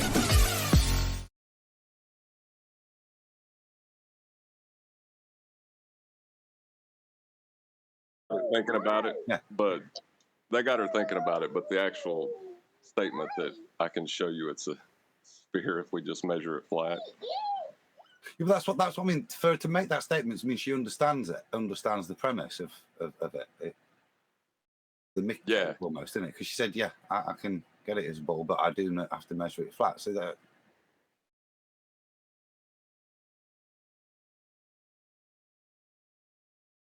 Excellent job, Brian. Thank you, Tent. Thank you, Tent. I actually, sorry, what? Hang on. Nail that coffin with more nails every time. I love it. I'm still not sure whether me and Nathan's eating pie yet. I want to know. Well, you're not only eating pie, but we've got a la mode. You're going to get some ice cream. Well, what he means by that, 10th, is did you manage to dig out the chart so we can see what they actually refer to? Yeah, I sent it to him. I sent it to him. Oh, right. What does it say? It's not clear. Oh, bummer. It's saying, I know. It's... Well, those are the worksheets, right? Yeah, right. HS is, and then HA. Well, look where it says dip, and that's where you're going to put your height of I above C, Yeah. and you go to the table, and it tells you in minutes. So it's all right there. That's what I'm saying. It's not clear from that, is it?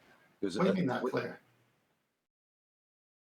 Put the one with the table from the. I'm looking. Why not sailing? I'm looking at, and there's this site date, almanac declination, sextant, and altitude correction. So if we go to the sextant box, we don't have it labeled at any point as elevation angle. I was hoping either the first taken measurement was going to be elevation angle, and then you apply it, a dip, or it would be measured angle, dip to give you elevation angle. But it doesn't give either. It gives HS and HA. So I suppose I don't know what they are. First you take the angle. First you take the angle measurement, right? And then it says, where were your eyes when you did this? And then there's a table there telling you height of eye, and it's got a correction. And the correction usually includes what they call parallax and refraction, all included in one. So they've got it to where it can be a true 90. So you got to get to that baseline. I'm not on about the mathematics. We understand. I'm saying to resolve who was going to have the slice of pie, If this is in the about sextant pi. box, the first thing, the measured angle, was labeled as elevation angle, then Brian's eating pi.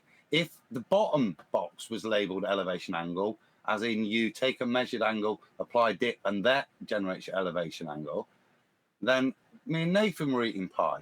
But that doesn't clarify the definition, is what I'm saying. I'm not talking about how you do it.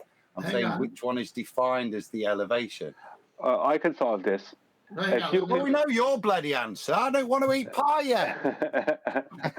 If the worst case is we're eating pie, let me give it a shot. I don't mind eating pie. What comes first? Dip correction when you haven't taken an angle measurement, or angle measurement? Angle measurement. Thank you. It's over. No, because it's angle measurement. Is that then defined as the elevation angle, or is it defined as the elevation angle after we've done dip? I know when we've got an artificial horizon, it is defined as elevation angle because I don't have to do anything to it. All right, let's walk through it. That definition we're trying to. Let's walk through it. If you use a bubble sextant, you've already established the horizontal with the bubble. So you got your baseline, and it's a perfect right angle. You don't need dip. If you use an artificial horizon, the pan filled with mercury, same thing happens, except you have to half the angle because you're shooting the star or sun twice. The reason you don't do dip on those is because you've already established your 90, your baseline, everything. The reason you must do dip, as Brian perfectly put it, when using the natural sea horizon, is because you got to get your eyeball on that sea level so that you can have that flat baseline. So it's pretty obvious from the fact that 2 don't require dip because you've already established horizontal and the right angle. And the one that does is because you've got to get to sea level. That's why it's subtractive, and you guys are getting pie and ice cream. How's that?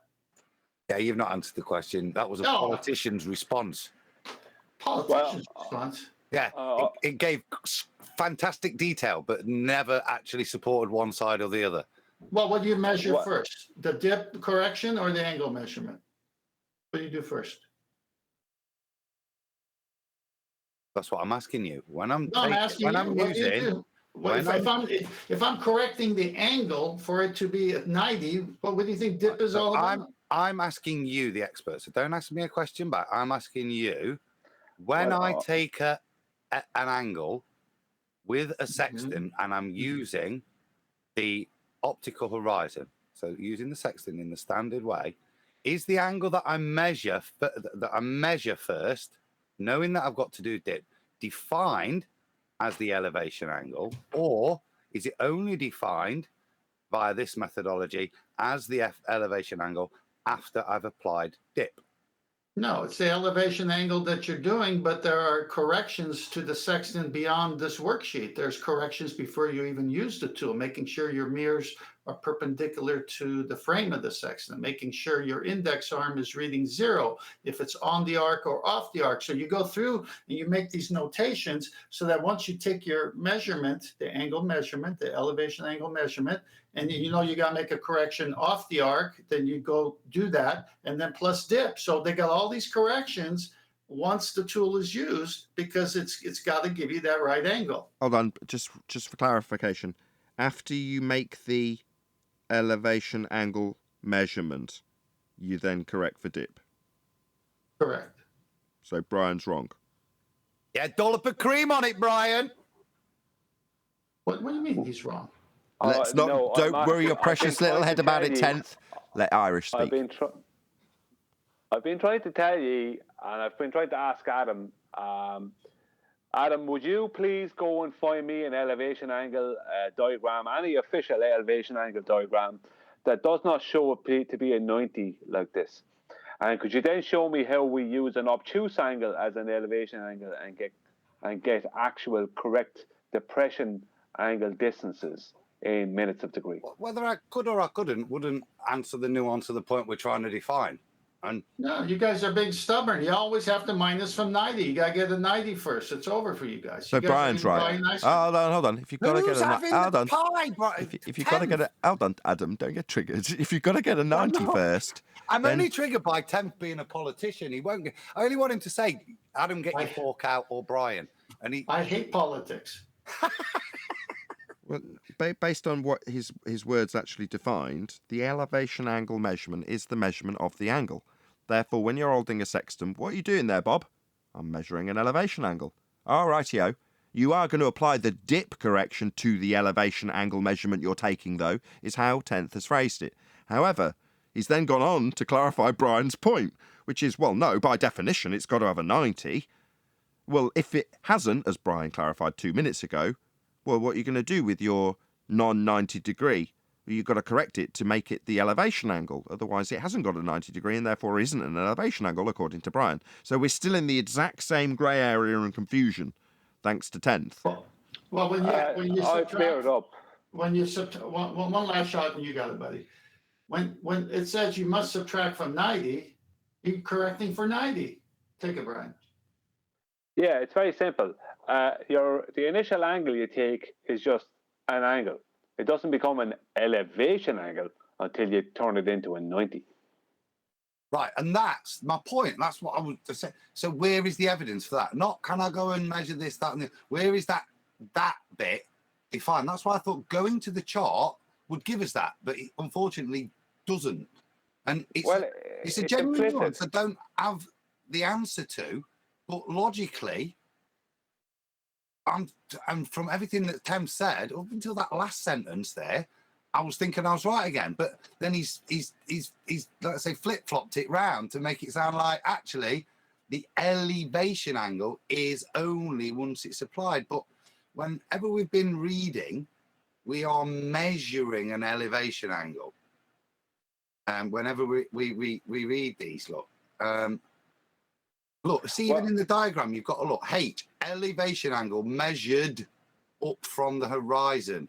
Measured up from the horizon, not calculated from the horizon. Right, but Adam, as you can see, if you were on a boat, then you must make that dip subtractive to make that elevation angle appear 90. That's the whole point. I'm not addressing the point. So then, is it defined as the elevation angle before or after that dip? And if it's not, is it just a measured angle, even though the diagram says elevation angle measured up from the horizon?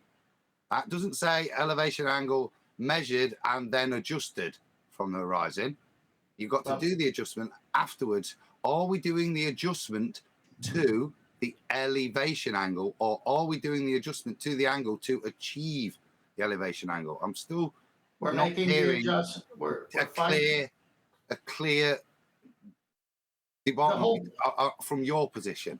The whole process is to fine tune it after you take the initial angle and say, what was part of this angle measurement I just took? One is height of eye. Height of eye above what? Sea level. So the adjustments are fine tuning it to get a proper exact, so that your GP to you, that distance is, you're not 20 miles off or 15 miles off. Is this something to do? Can I just add something?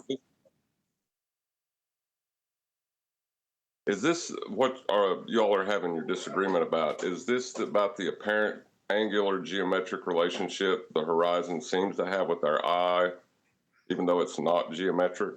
No, it's a point of absolutely no concern or botherment. It's just now become actually just like a pub quiz, hasn't it? Which one is it? Which one is officially? I understand Brian's position, and the one we're going to use, the only useful figure is the adjusted. But does that mean that we're not measuring the elevation angle? We're measuring an angle and then calculating an elevation angle, which is slightly different to the language I think we've used previously, hence why we taught. The answer lies, Adam, the answer lies in the dip or not to dip. That is the correction. When you don't use dip, it's because you've established horizontal already with a bubble. When you're at sea, you need to establish the same horizontal via the dip. Is it me, or is 10th not getting the point we're making here? No, he's not getting the point we're making. Sorry, 10th. Well, I just will eat the ice cream. You guys can have the pie. Yeah, it's like this, right? It's very simple. How can it be an elevation angle if it isn't a 90? That's what we're asking, Brian. But that's But just an angle then. It's not an elevation. fine. It's just Then an that's angle. what we need to reference. That's what I'm saying. So that's the bit of info that I'd like to just see defined. I'm not, like I say, who cares whether who's right or wrong, because it's such a nuance. It's not changing anything. It's just changing when we use the word elevation, which is the correct angle that we should, because they can't both be the elevation angle because they're going to be different. So which one is the elevation angle? Is it the calculated number or is it the measured number? Well, what does the word elevation mean? Elevation. Elevated No. above what? I mean, what elevated above what? Elevation.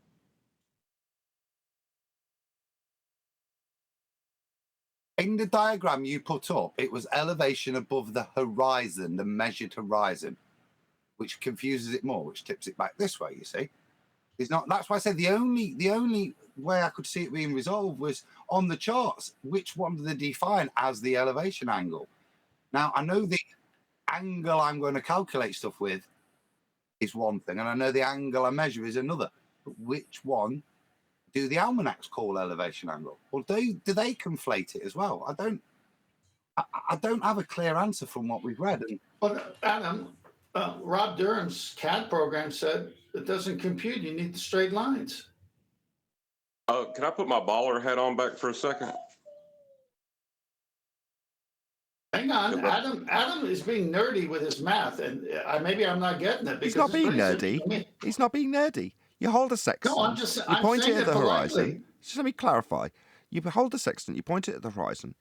Are you measuring an angle, or are you measuring an elevation angle? If you're measuring between a celestial body and the horizon. Now, I would and have, and that's why. I mean, I don't care either. I mean, if I have to say, "Oh no, I was wrong," it's only an elevation angle after correction. Then it's a calculated angle. That's not how I understand it. My understanding was that the measured angle is the elevation angle by definition. I could be wrong. I went to my text and said, no, within the context, it defines it within the context of a horizontal plane. So we're nitpicking within ourselves as flat earthers about how we define it, but ultimately speaking, is the actual process of holding a sextant and pointing it at the horizon and the sun called an elevation angle measurement, or just using a sextant to take an angle to acquire an elevation angle after calculation? That is not how I understood it. So it is worth clarifying. Well, I think my baller hat can clarify this, though. Okay. Well, when you look out at the horizon, it does not appear to be exactly at your eye level. When you draw a horizontal line out from your eye in orthographic view, its position with relation to your eye, not its distance, that's where it gets confusing, seems to have a geometric relationship to your altitude above the ground. That's just to establish your horizontal. But no matter how far you go up, that angle to that star does not change. So once you correct for horizontal, you are measuring an altitude angle, or elevation angle, sorry. Okay, so you're saying that in the globe earth paradigm, it's after correction. Well, that makes sense, because they like to calculate everything. Nothing's got to be measured, right? But that doesn't help us either. So what would you call the angle measurement when you're pointing at the horizon as a baller? What's the angle measurement called? Well, that's the thing. If you're using a sextant and you're pointing it at the horizon, you're slightly dipping it down to the horizon. No, because you're not. It's not exactly at your eye level. As a baller. Brian, can you pull up your picture again? Just the baller's picture. You won't have a 90-degree angle. Your angle will be greater than 90 degree. Yeah, that's Brian's point. We follow along. We all know what we're talking about, but thank you for clarifying it. I'm not after a point of consensus here. I think we're at the point. I'm asking pretty much now. What are the navigation books defining as the elevation angle? I think Nathan summarised it. My lack of one, because it doesn't matter which way around it is. It's bugging me now. I am being nerdy, Tempy, right? Because I've got to know. It's bugging. So here, look. Elevation angle measured up from horizon. not calculated. No calculation in that definition there.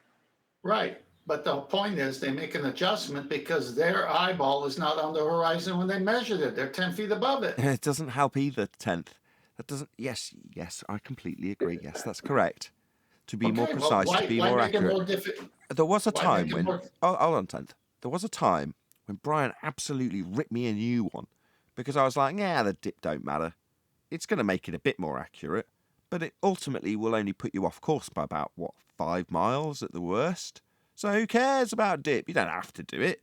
And Brian was like, no, if you don't because clearly I didn't understand that the dip correction is taking it to the pure geometry. So you can do all of these calculations. That's why it's important. Because without it, you haven't got the flat baseline that you require. Why? Well, because you're above the deck that's flat. So you need to correct to get you onto the deck. So you've got 90 to the star. So it works with the geometry when you're doing celestial navigation. That all makes sense now. However, it doesn't change. What is it called when you hold the sextant and do that? Is that the Elevation angle? Say again? Elevation angle. The dip is implicit. Hold on, that doesn't help either. If you add on the dip is implicit, then that says that it's part of the angle measurement. But you're not measuring when you do dip. Yeah, you're calculating it. Finally, a voice of reason. Yeah, but prior voice of reason. He hasn't helped one bit, Neil. Well, if we go by, let's go by Princeton astronomy. All the observer does now is use a sextant to measure the angle of elevation. Yeah, that's what I thought. From NASA, sextant is a tool for measuring the altitude angle, elevation angle. From Britannica, modern sextant used to measure elevation angles. Dip's implicit. So at best, Brian's just being pedantic then.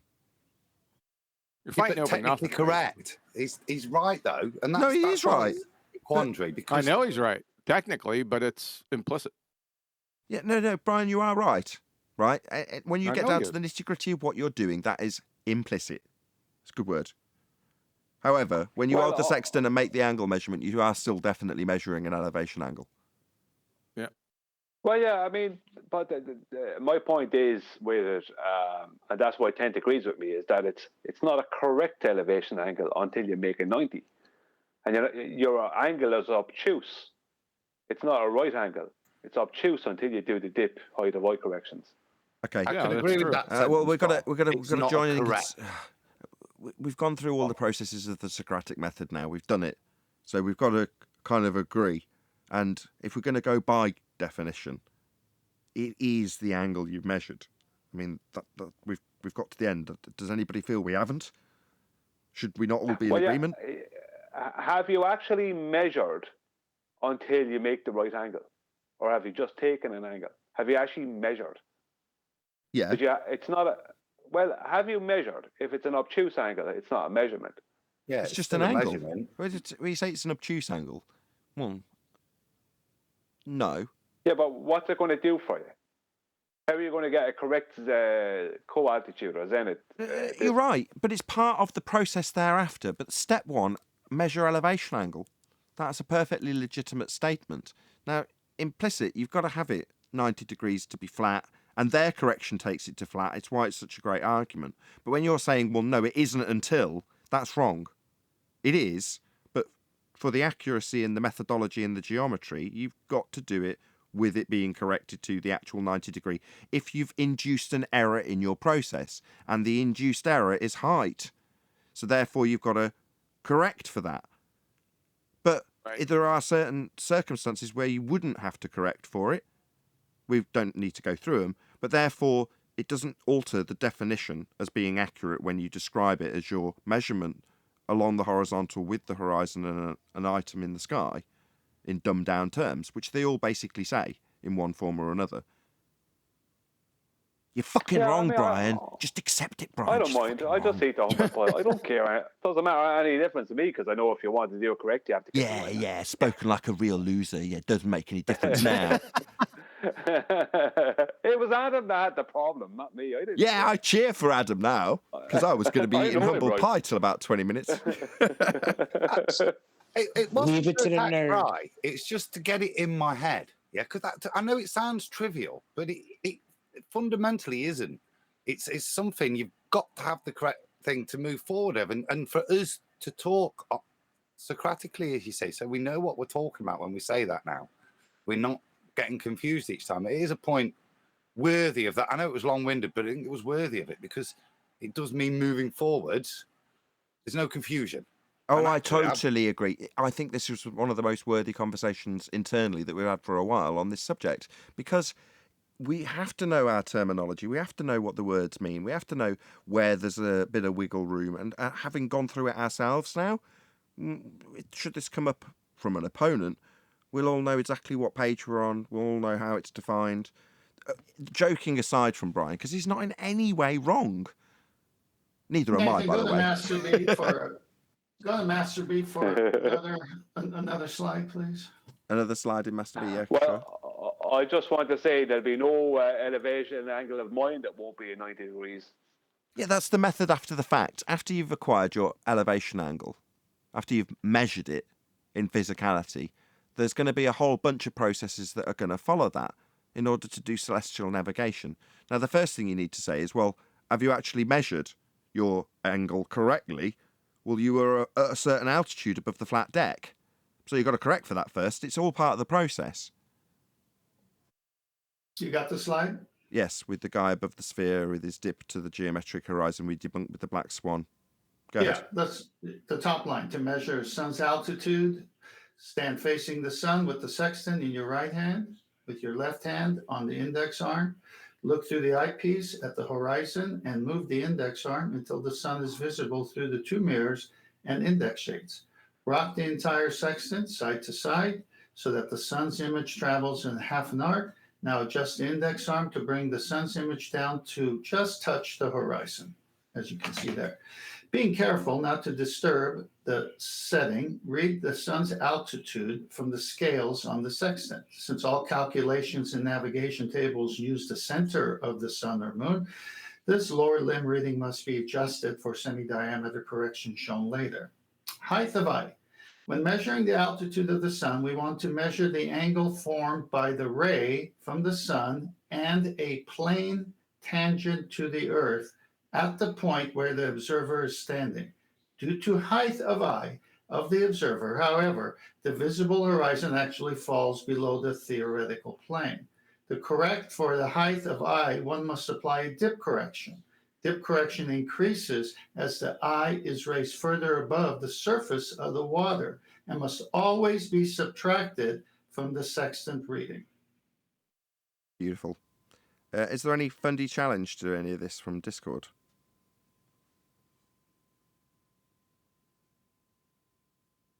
No? With that, I'm going to say another huge, massive, enormous thank you to both Discord and G+ panels for making today's after show possible. And, of course, a massive thank you to all of you in either Nathan Oakley 1980, if you're a member, or if you're watching it after the fact as a premiering stream, or in the Nathan Oakley second channel premiering stream. Thank you for smashing the super chat if you have, liking, commenting, sharing, subscribing, all that good stuff. I've been Nathan Oakley, and I will see you all in the next video.